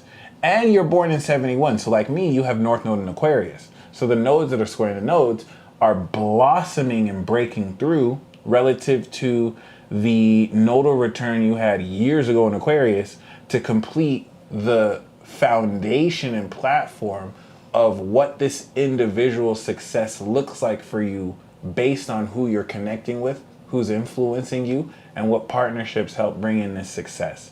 Because you're the gangster here with Saturn, you want to make sure you align with this stubborn sense of integrity that to others will be way too stubborn, but you're the queen. You're the queen. You got the solar queen rising, natural queen sun, so let them complain, but maintain your integrity because you're going to get what you want. Something about clearing out that relationship seemed like it was like a piece of the puzzle. I think if you've got any placements that are between 18 and 25 degrees of the fixed signs, because Saturn's going over your North Node, it's saying you got to do relationships, but you also have to have boundaries and cut people off that aren't going to make the cut, right? And then the square to the South Node is like clearing out the past. Okay, if we're not moving forward, if we're not building together out in the world professionally or our life, if we're not in a committed relationship, you got to go. So I think the Saturn on your North Node in your 7th, you're going to be rewarded as Saturn is retrograding back, and it can actually bring you new relationships as long as it's going to allow you to come into this new version of who you are out in the world. The square to Saturn and Uranus, that's in your 10th house. I also have a feeling that when you come out of the Saturn-Uranus square, when Saturn leaves a house, he leaves a gift. So because you have focused so much on who you are out in the world, and Saturn's no longer in your 7th house raining down on your North Node, and it's no longer squaring your Saturn, because you've leveled up in terms of who you are and your professional goals, like relationships are just going to pop off for you next spring. Jupiter's going to hit your Venus, then you're going to have Uranus coming into conjunction with your Saturn, most likely because of the goals that you set for yourself in terms of your career. It's going to lead you to meeting a relationship. Relationships are going to stick better. Then you're going to see that things are going to come together just like a little bit more solidly because Uranus transits really affect your 7th house. And this Mercury retrograde that's coming, it's going to be very close to your natal Uranus. So you're still going to be thinking about that person. It's like, do I still hold on to the idea? Do I let go of the text? Do I wait to see if they reach out? Like, you're going to get tested a little bit because Mercury will retrograde in opposition to your Venus. But keep in mind, like, stay full steam ahead with who you're becoming. Don't lower your standards for other people just because you want relationships. You're doing relationships differently now. And like I've said to other Leo risings, with Aquarius in your 7th house, especially with your North Node, you need to find your best friend. right? Because, you know, the relationships, the aspects of romance and chemistry and these things can fade. And what you're realizing is like you need somebody who's going to support you going and like being a boss out in the world and allowing you to be like, I want this is what I need, this is how it's going to go. Are we building our empire together or not? You're not supporting that, you're out. And the person who says, yes, I want to help you build this will likely be the person who's going to stick.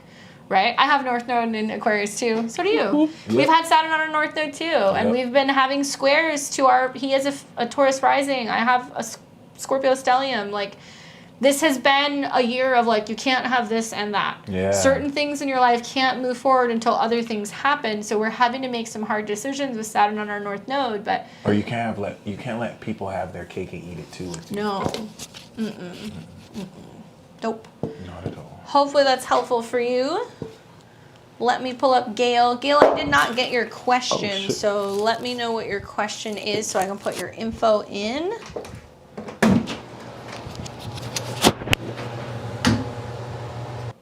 Good luck, Bridget. 228.77.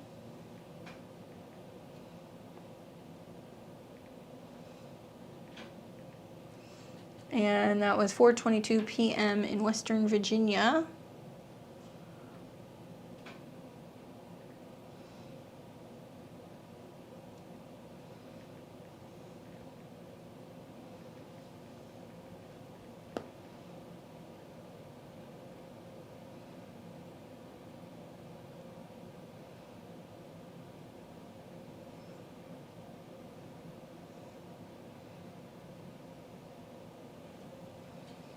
Business, any relationship in the future. You guys got to pick one, so let us know what you want us to look at. So just let us know what topic you have questions about. A lot of similarities here for you, Gail. You might feel like one influences the other, so a lot of what we've been saying for Leo risings kind of like resonate. I think because the sun is your chart lord, one thing I would say that you want to take into consideration is like next year, Saturn's going to go into Pisces. So you're going to want relationships with people that you can rely on, relationships with people who are going to help you feel supported as you're going through changes and transformations within your intimacy and also like resources. Saturn being in your 7th house, you know, it's retrograding short of your Mercury. I think it's more about like figuring out who your true friends are and how you can communicate with people about what your needs are. Saturn's retrograding back into conjunction with your descendant. So you've probably felt most of this year that like relationships just are challenging and like nobody's really like making the cut. And there's this North Node, Mars, Uranus energy in your 10th house where it's like work. And it'll make sense, I think, you know, when you start seeing some of the fruits of your labor really panning out. Especially over like the next 2 years when you have your, Jupiter conjunct your Venus and then Jupiter will go into your 10th house, like you're going to see continued career success. But it is going to feel a little bit like relationships are at a distance. And especially anything in regards to like living with other people, it might have manifested also as like having issues where there was like separations domestically or with like certain family members. Because you have Saturn in Leo in your 12th and it's in opposition to Mars. So creating space in your schedule, finding healthier habits, like really focusing on work. I know that it feels like all work and no play right now. I don't think that's going to be the case, to be honest with you. I think that when Jupiter comes into Taurus next year and it starts opposing your natal Uranus, you're going to find that there's going to be like really positive things happening with relationships. It may start as early as when Jupiter hits your Venus, actually. From April of next year until it opposes your natal Uranus. So let's say April to August. Possibly like meeting people or anything in regards to people who might live in other places might pop up for you. And it might be younger people. It might be somebody who has already had a kid because Uranus rules your 5th. And you're like, could I see myself, dating somebody who's living with kids? Like, do I want that? It will bring up that question mark for you. But by then in 2023, Jupiter in your 10th, expanding your career, sextiling Saturn that's still in your Placidus 4th, tells me that you're secure enough with work and business and other things that you feel like you can go into a relationship as long as you have a little bit more of a say in things. You didn't ask me about this, but I'm going to tell you right now. Like Pluto in Capricorn has been in a square to your nodes. And it's in your 6th house of daily routine. And it's coming into a square with your Chiron. You can't overwork. You can't overdo it. You really need to watch your work habits, because there can be a sense of like doing too much and not having a healthy schedule. So I would look for that as well. But personally, you're going to reap a lot of rewards next spring and next summer with Jupiter coming into your 10th house. You're going to realize that it was worth a lot of the sacrifice, and relationships are also going to stabilize a little bit. Leo risings across the board. Guys, when Saturn leaves a house, he leaves a gift, okay? So when Saturn leaves your 7th house of relationships, where you've been going through karma and having to be more independent and finding, probably for a lot of you, that the relationships that you thought you wanted weren't actually what you needed. Like they weren't supporting the person that you're becoming. So as Uranus goes through your 10th house, a lot of you guys are like, I want success, I want relationships, like blah, blah, blah. But you're realizing that some relationships don't actually support you, kind of grinding out what you're needing to do. And you've been in your Uranus opposition. So where you've had a lot of like instability emotionally or within your home base for most of your life, then all the wild fluctuations and changes have actually been happening in your career. So it's kind of like this adverse reaction where like your home life gets a little bit more peaceful. And you're like, wait a second, this is not normal. I'm liking Saturn coming into a trine with your 4th house, because I feel like you'll bring in relationships that are going to help you kind of ground you out in terms of what's going on with your home base. So they'll say, come home, let's have dinner, hang out with the family. Like you can't be working all the time. And like, they're going to understand that you're going to have a very busy and robust and kind of like buzzing professional life. And they're going to help ground you out. I know it's hard for Leo risings. Like I know you guys are going through it. I'm seeing it with my clients. I'm seeing it with my friends. You in a way have really come through some of the more intense periods this year. Granted, yes, you're going to have to get through Scorpio season. A lot of you guys are going to move. You're going to have to deal with family drama. You're going to have to give up homes or apartments. But also some of you guys may be doing this because you have an opportunity to travel, relocate, study. You'll get jobs in other places. Things that are going to pan out that are going to allow you to see like the next chapter of where your life is going. So I see success in both, but you got to keep hustling first before the relationship really expands for you next year. Hopefully that is helpful. Who else do we got here? What's up, Jessica? Thanks for stopping by. All right, so we've got Tiffany Lee.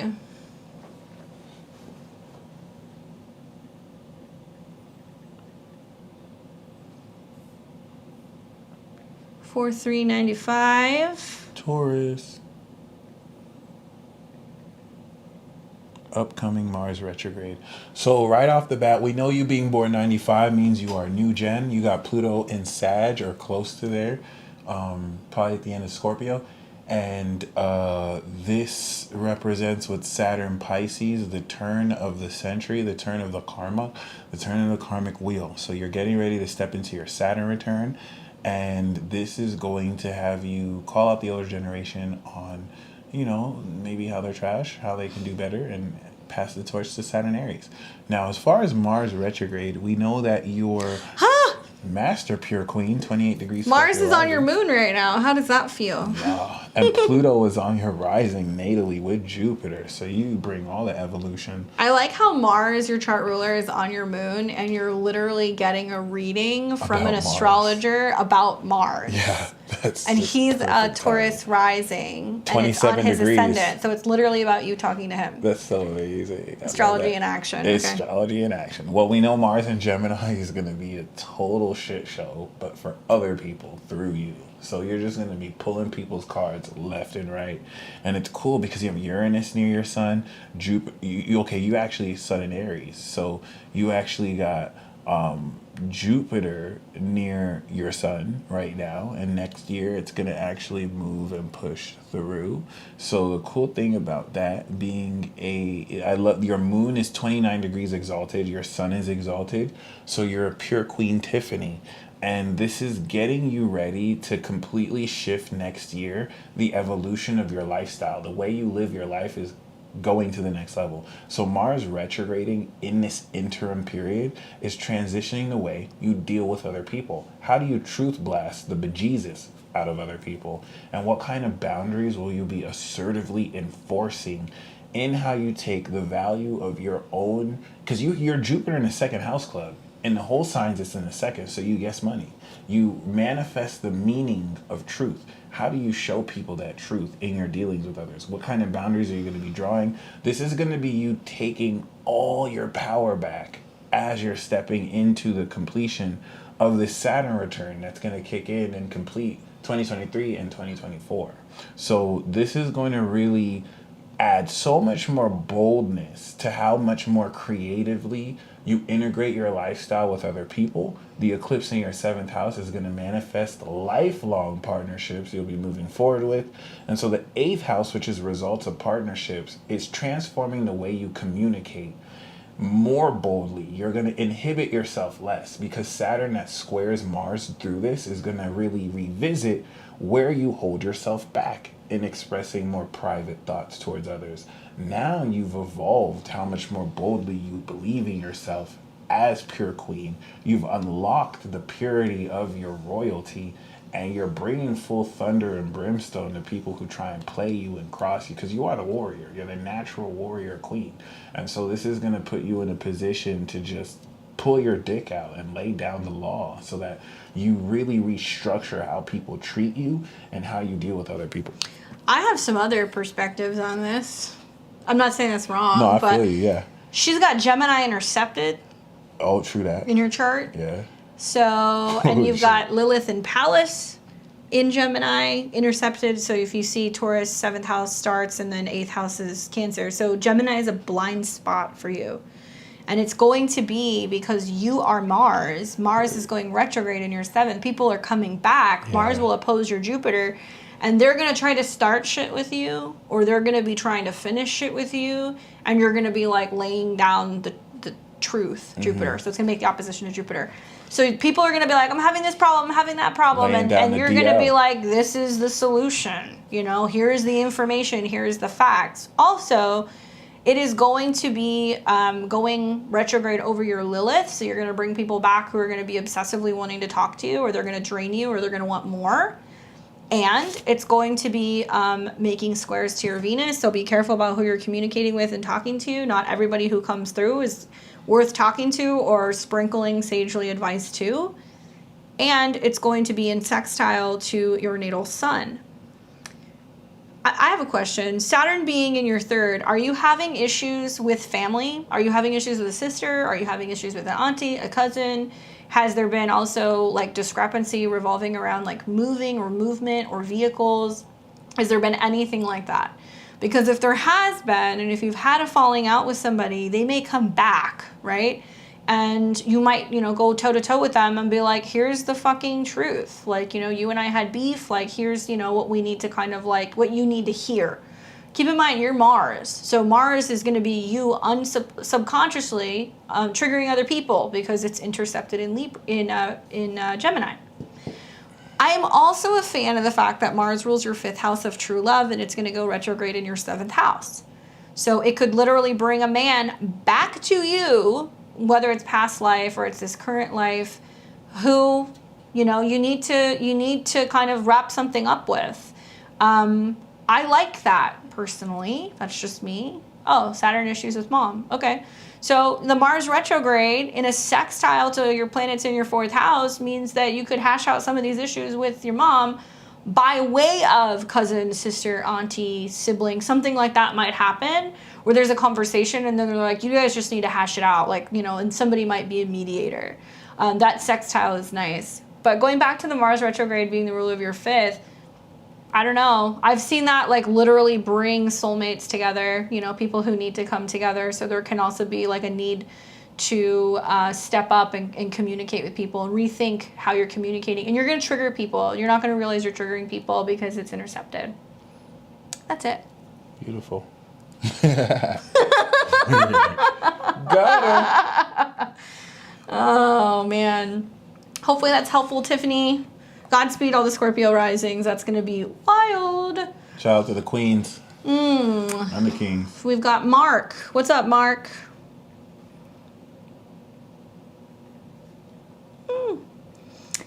5295. It's like it's a tourist party in here right now. Shout out to the 95s too. 10:24 a.m. in Chino.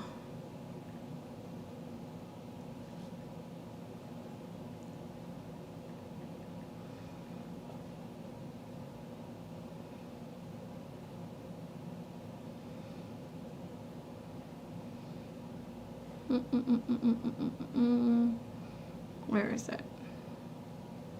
There we go. Is that right? AM. Okay. What's up, Spacebag? Mark, what would you like us to talk to you about? What do you have questions about? You know, right off the bat, you got your rising in Cancer, you got your sun in Taurus, and you got your moon in Gemini. So you are the Taurus sun moon signature in your affinity. And as a high priest, you are the enlightened producer. So we do see this Taurus edge of the eclipse that will be manifesting this groundedness of belonging and manifesting a social network and clique that supports what you do. And the South Nodal aspect is similar to you actually using the talents you have as a part of a team, which is cool because you were born with North Node Scorpio. So your destiny is to actually take the resources you manifest in the collectives you create so that you can manifest independence doing what you love, having the friends you have support what you do. So this is completing this, and this is going to really break you through into the amount of money in Leo season you're coming into right now.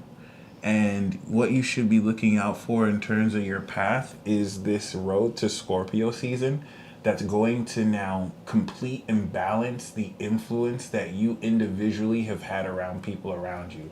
And since you're born 95, you're breaking through this into the first time as you step into your Saturn return. So here's the deal. Before 2024, don't expect to have anything figured out.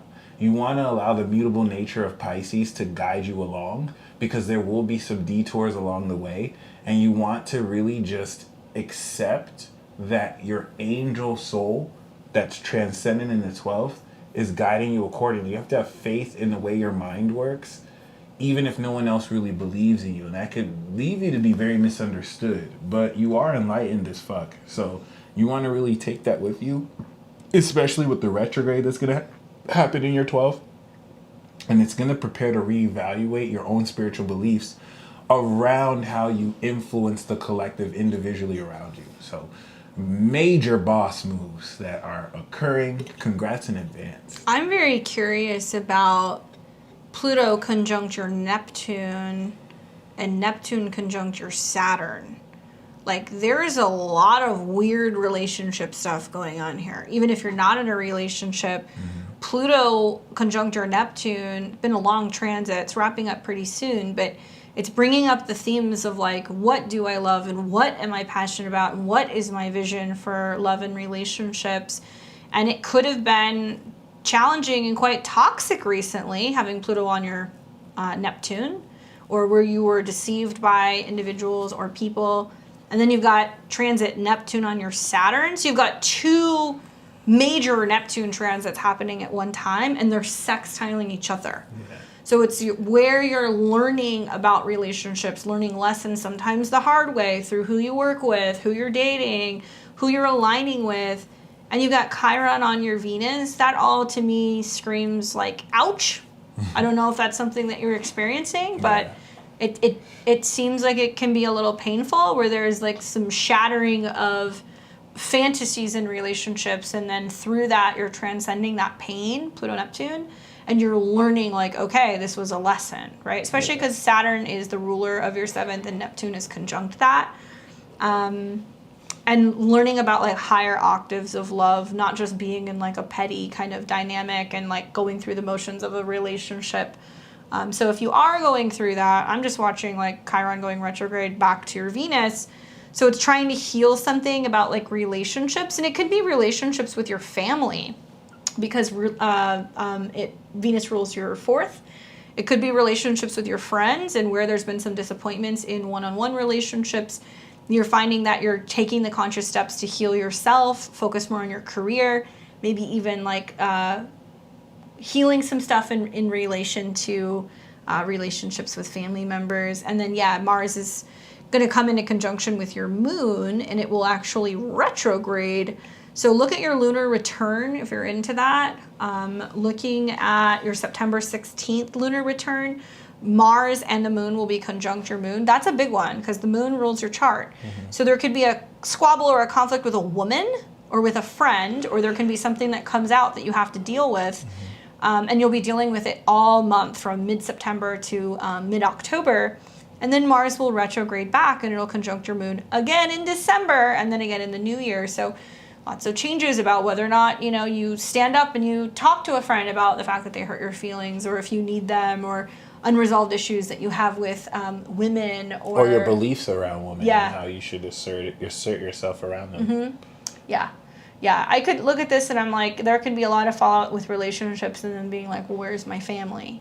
And then this realization that your friends are your family, and that if you lose yourself in relationships, you're picking up the pieces of like where you haven't stayed as connected to some people, and you're healing that. So, And everything you release about this, Jupiter opposite will make up for what you can expand more of to replace it yeah. in your behavior. Yeah, and you'll be really thankful when Pluto is off of your Neptune and Neptune is off of your Saturn. You will have like passed something, but then in the new year, Pluto comes into conjunction with Uranus. Pluto is the ruler of your fifth. Uranus is the ruler of the eighth. Just a word to the wise.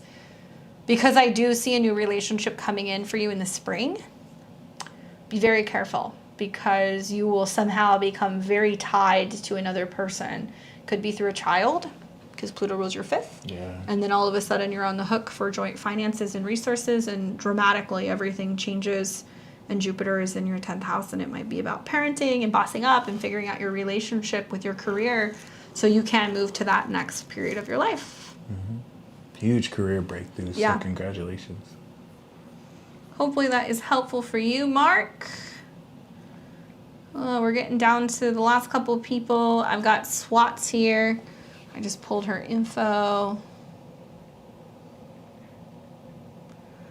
February 10th, 1986. Hi, Queen.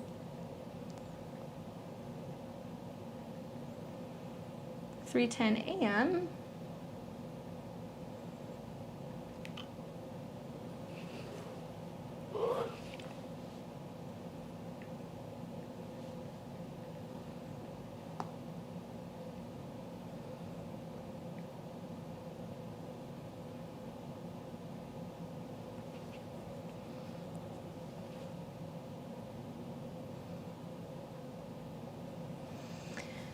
And she had questions about fertility and kids, if I remember correctly. And she said something about being like, I might do this myself. Book to find out more about fertility, thinking about having a baby on my own if I'm still single. I love that, knowing she has an eclipse in her 5th house. That's beautiful. The moon is there right now. I mean, you're feeling a little restless because you've got eclipses that hit your Lilith in the 5th, and Mars is on your 5th, and you're like, I need this. And it's in a square to your Venus. Some similar aspects is what we saw with Micah, actually.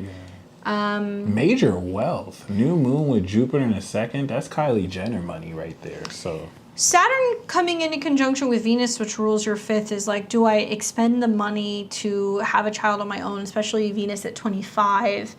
And maybe you've been really weighing the options, especially the last week, because you've had all these planets go through Leah with the opposition. I would say you want to wait until Venus comes out of an opposition with Saturn, because Venus rules your 5th, before you're making any big decisions, because Venus will oppose Saturn and it'll square Uranus, so that'll be like... Your nervousness about finances is Saturn going through your 2nd. So once it leaves there, you're going to see that you've restructured your financial portfolio and world. and you're going to be in a position to make more money than you ever could make before. So you want to be confident about your finances because it's the strongest part about you. You're the new cycle of knowledge of what to manifest. And so any worries you have about finances now that we're in Leo season will complete Scorpio and prepare you for major financial returns coming back to February. There's two things that I see because next year Saturn comes off of your Venus, Mercury, Jupiter. So Saturn won't be there anymore and on your moon, and you're going to feel a little bit more solid. I could see where like your chart ruler Saturn coming in conjunction with Venus, Mercury, Jupiter, and the moon is like, I have to do this. Mm-hmm. I feel like depending on what your finances are like, it may be smarter to kind of play it both ways where either A, next year Jupiter going into your 5th house, it's a great time for a kid, first of all. Mm-hmm. But it could be an adoption.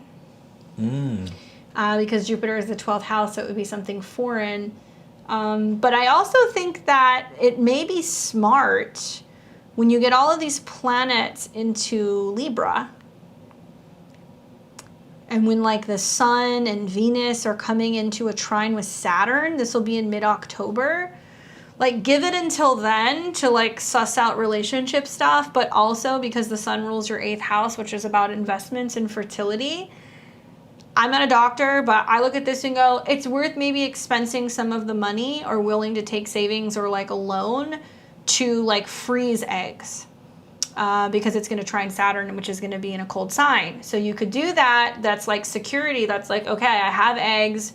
I'm waiting to see what happens. I'm going to see what plays out for me in terms of when Saturn comes into conjunction with my Venus, I might actually meet somebody in the new year.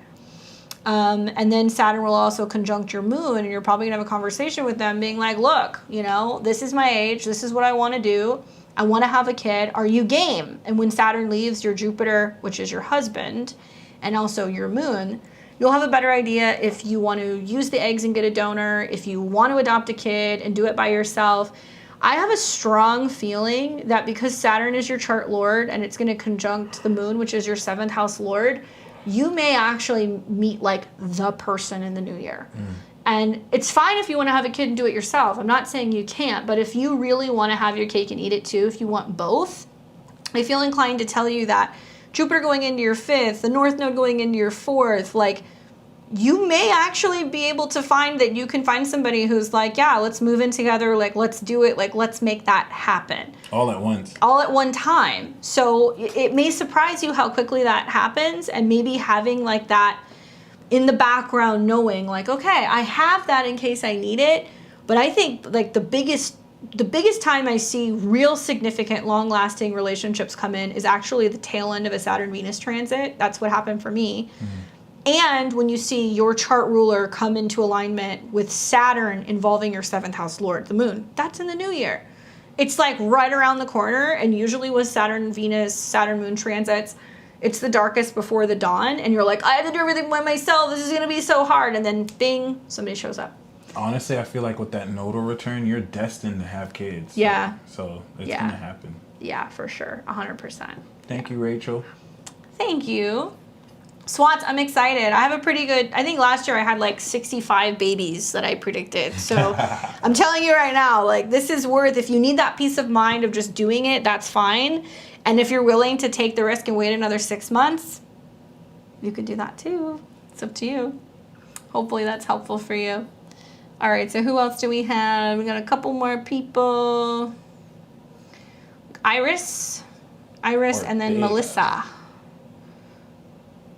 Thank you guys so much for tuning in this episode. Definitely enjoy the support. Oh, okay. Siri. October 20th, 91.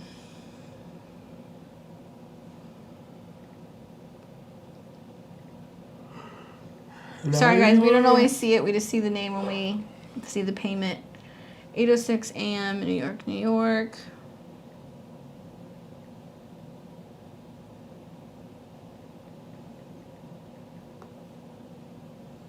Boop. All right, so for Siri, I'm looking to transition to something else where I don't have to take a pay cut. Can you point me in the right direction? Word. I gotta change the name on this. Hold on.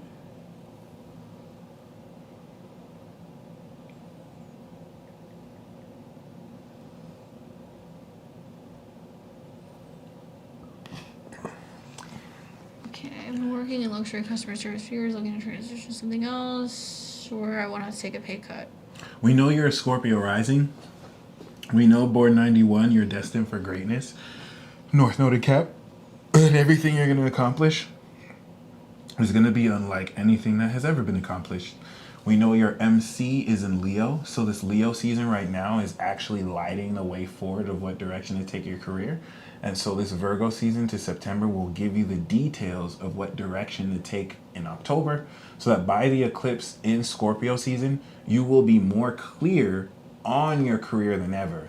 As far as if you won't have to take a pay cut now, this week alone with Mercury and Virgo will facilitate you with more details. So as far as an abstract look, ask yourself now what it is you want. And you are willing, you can be willing to kind of be stubborn on that and stick with that as much as you're willing to compromise. So the opportunities are there, especially now that the sun is in your 10th house. We know you're born in Libra season, so this is 11th house to your sun. And what we want to see is anything before your birthday is releasing the previous year. Everything after your birthday is giving you clarity of how to actually contextualize what you're going through. So, I don't know how time sensitive your question is, but any details you don't know now, you will know during Virgo season. Pluto's in a square to your sun, and the sun's the lord of your 10th house. So Pluto going through your 3rd house is like your mindset. And I've seen a lot of Scorpio risings with Pluto in the 3rd house that it's like, they're like, but I have to make this much money, and this is what it has to be, and it has to be this way. And it's like challenging because a lot of it's getting out of your own way mentally. Like, I understand that you don't want to take a pay cut. I get it. Jupiter is the lord of your 2nd house. And I'm looking at next year when Jupiter is going to go into Pisces and it's going to come into an opposition with your natal Jupiter, and you're going to make a sacrifice next spring going into summer. You will see that. Saturn in your 4th house of home and family and where you're living, it's going to oppose Jupiter. You're going to go, I'm not maybe seeing quite the expansion that I want. I need to make changes where I'm living, or I'm focusing more on my home or my domestic zone. Maybe it's your family, maybe it's a relationship. Like, I feel inclined to tell you, you don't have to do everything by yourself. You just don't realize that yet.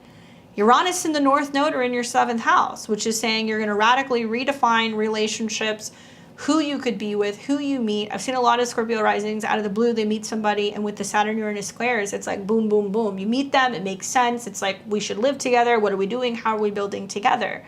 So I feel like next year, Jupiter, your 2nd house lord, going into your 7th with Uranus's, you're going to find that people are more willing to partner with you, or you can bring clients in, or people might pay you more. Not so much in a work sense, but partners who come in and say, let me help you. Let's build together. You don't have to do it all by yourself. Oh, and by the way, Pluto's going to conjunct your Saturn in the 3rd house. So you're going to move. And there's also going to be a radical change in the way that you're thinking and communicating. Perhaps you're maybe willing to move for the right person or move for the right job. And it's a matter of like looking at your overhead expenses and being like, I can't afford to live where I'm living. So, I mean, that's the harsh reality of Saturn right now in your 4th house, and it's in a square to Pluto, and where you're unwilling to kind of let go and let other people kind of come into your life and help you intervene. And then the eclipse in your 7th house is manifesting life-changing partnerships. And where is that? It's 8th house to your Libra sun. So this is getting ready to transform your entire awareness, which can shift the career direction you have. If you connect with someone who's wealthy, or connect with someone who can connect you to greater career opportunities, possibly through work. So be open to the fact that how career looks like for you now will be drastically different in Capricorn season. Yeah, Post-eclipse. Especially I'm looking at like February of next year when the Sun Saturn come together, which is your 4th house lord of home and family, and then the 10th house of career.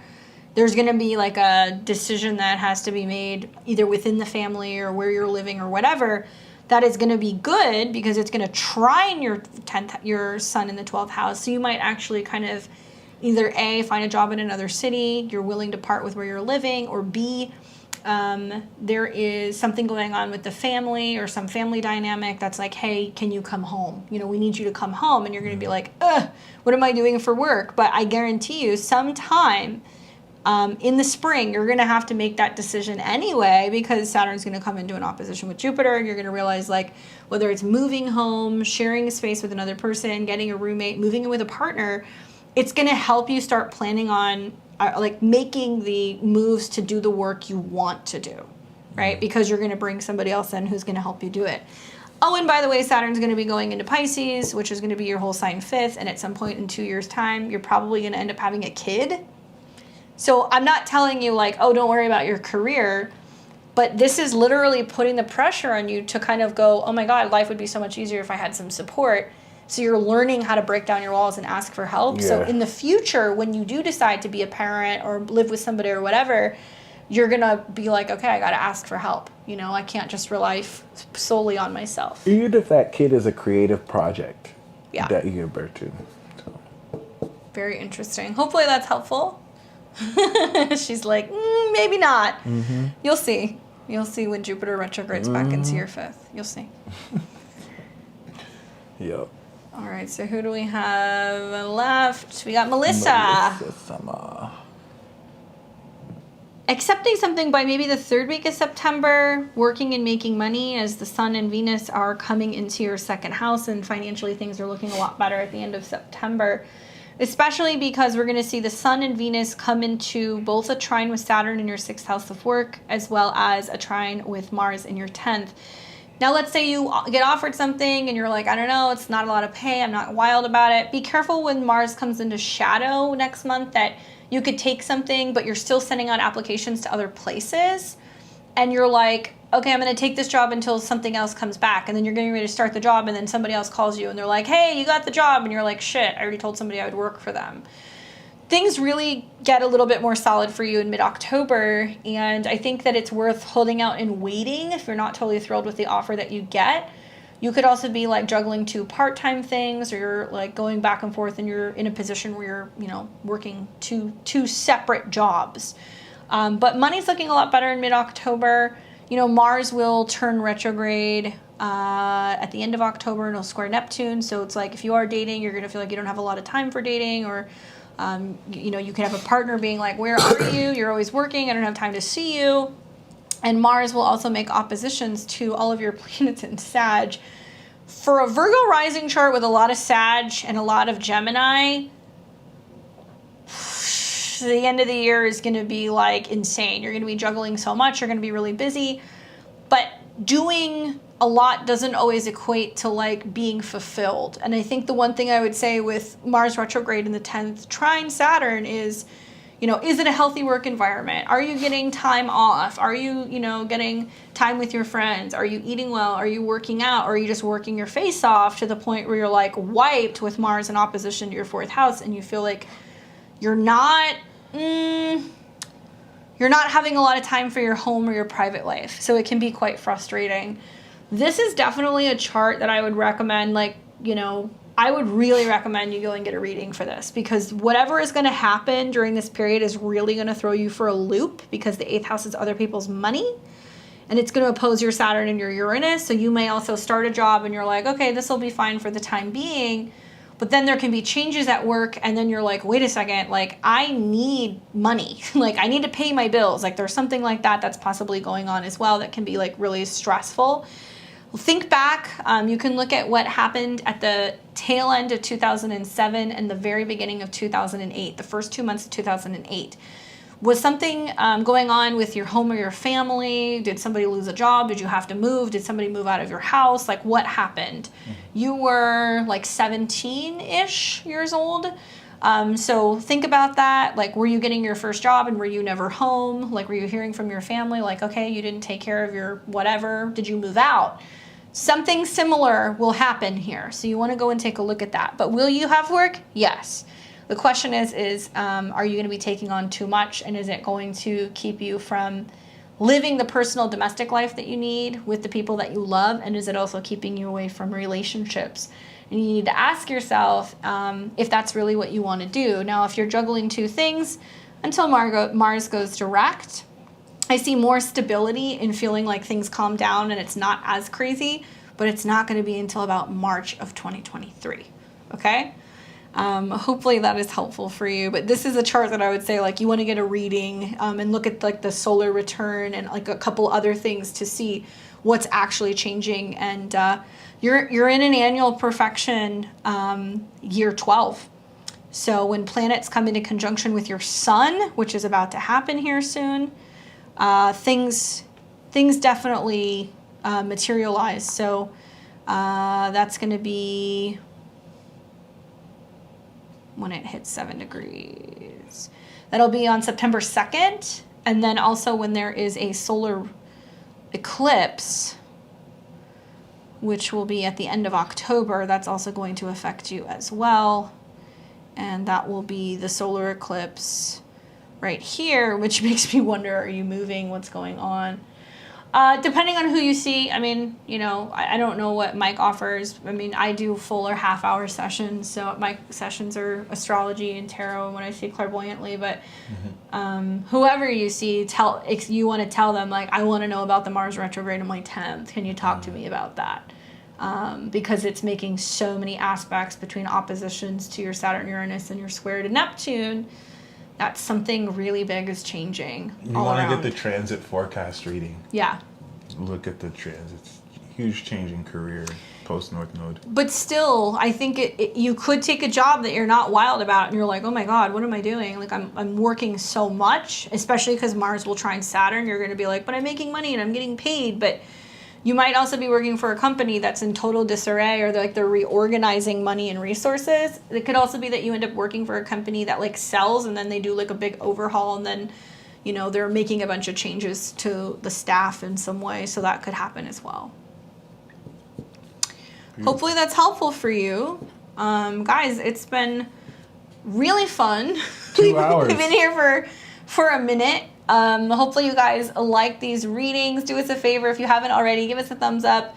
You can come back, you can leave comments, let us know how this plays out for you.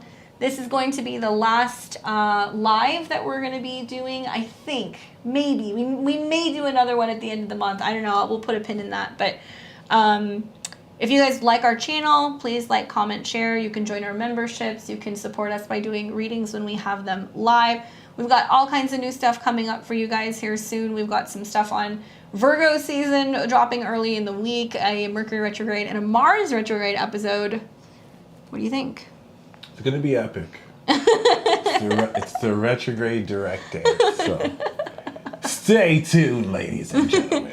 Thank you guys so much. Enjoy the rest of your week. You take care, and we'll see all of you very soon. Woo.